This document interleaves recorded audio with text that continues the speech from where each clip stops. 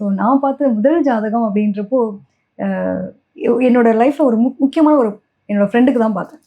So அவங்களோட ஃப்ரெண்டோட லைஃப்பில் வந்து பார்த்தீங்கன்னா ஹஸ்பண்ட் ஒய்ஃப் ரிலேஷன்ஷிப்பில் இஷ்யூவாக இருக்குது.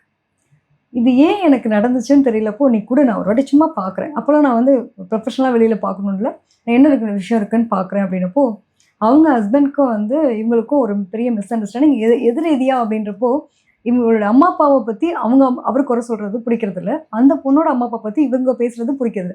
இவங்க 2 பேருக்குள்ளேயும் அவ்வளோ ஒரு பாண்டிங் இருக்குது. ஆனால் இதை பேசி அவங்க கூட சண்டை வருது. ஸோ இதை பற்றி நான் சொல்ல ஆரம்பித்தேன். கொஞ்ச நாளைக்கு உங்கள் மாமனார் மாமியார் எல்லாத்தையும் விட்டுட்டு அவங்களுடைய அம்மா அப்பா இந்த பேச்சுக்களே அவங்களுடைய 2 பேரோட லைஃப்பில் அவங்க இன்ட்ராக்ட் ஆகாமல் பார்த்துக்கோங்க. ஒரு 3 மந்த்ஸ் வெயிட் பண்ணேன், உன்னோட கிரகங்கள் மாறும்போது உனக்கு ஆட்டோமேட்டிக்காக நல்லாயிருக்கும் அப்படின்னு சொன்னால் நம்பவே இல்லை. கிட்டத்தட்ட அந்த அவங்களுக்கு ஹஸ்பண்டுக்கு திடீர்னு ஒரு ஆப்பர்ச்சுனிட்டி வருது. அவர் வெளியில் வேலைக்கு போகிறாரு. ஆஃபீஸ் விஷயமா அவர் கொஞ்ச நாள் வந்து வெளியில் போய் தங்க வேண்டிய சூழ்நிலை. யதார்த்தமாகவே அந்த பிரிவினையே சுப பிரிவினையாக மறந்துடு. ஓகே, இவர் வந்து திடீர்னு வெளியூர் போகக்கூடிய நிலை, கனடா அந்த மாதிரியான ஒரு நாட்டுக்கு சொன்னாங்க. போயிட்டு வராரு. அகைன் இவங்க கூட நல்ல ஒரு ரிலேஷன்ஷிப் மெயின்டைன் ஆகுது. எதை பற்றியும் எந்த ஆர்ப்பாட்டமுமே இல்லாமல் ஒரு பெருசாக பூகாதாரமாக வெடிக்க வேண்டிய ஒரு விஷயம் ரொம்ப காமாக நீ சொன்னது ரைட்டடி. என் ஹஸ்பண்ட் வந்து இப்போ மேலே ரொம்ப லவபிளாக இருக்காரு.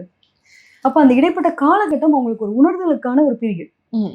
இவங்க பிரிஞ்சிருக்கணும், சுபப்பிரிவாக இருக்கிறதுக்கான ஒரு அமைப்பை நம்ம என்ன பண்ணிடுறோம், ஆனால் கருத்து வேறுபாடு, சண்டை சச்சரவு, உடனே அகெயின் வந்து நம்ம டிவோர்ஸ்க்கு போகிறோம். ஸோ இதில் பார்த்து அவங்க குடும்பம் சேர்ந்துருந்ததுன்னே நீ சூப்பராக எடுக்கிற, நிறைய விஷயங்கள் சொன்னால் எனக்கு ரொம்ப ஹாப்பியாக இருக்குடி அப்படின்னு அவங்கள ஆரம்பிச்சது தான். அதுக்கப்புறம் நிறைய ஃப்ரெண்ட்ஸு வெளியில் பார்க்க ஆரம்பிச்சது.